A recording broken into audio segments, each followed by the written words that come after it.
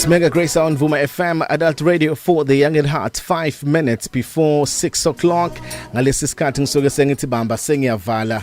Bamba ke sengiyavala ekseni kunikeza umphako umyalezo namhlanje uzohamba ngawo throughout the day.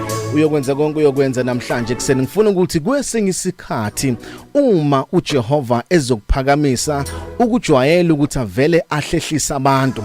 Kanti futhi kwesinye isikhathi uma isitha sizokubulala sikujwayela ukuthi sisondeze abantu abathile.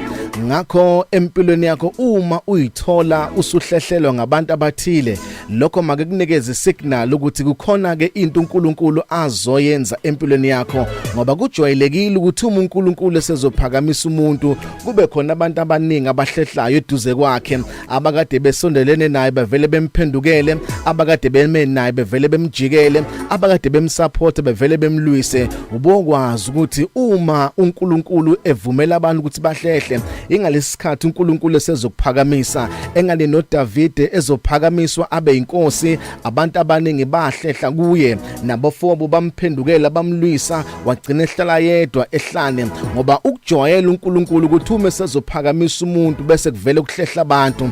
NoJesu naye esezomuphakamisa uNkulunkulu, he had to go through the desert for 40 days and 40 nights with no one, bengekho nabangani bakhe, bengekho nabafobo, eyedwa ehlane, ngoba uNkulunkulu ukujwayela ukuthi mase ezophakamisa umuntu bese kuhlehla abantu. Even no Moses waspenda 40 years in the wilderness, abantu behlehlile nabafobo bengekho nabangani bengekho, ngoba uNkulunkulu esezophakamisa umuntu ukujwayela ukuthi kube nabantu abazomhlehlela.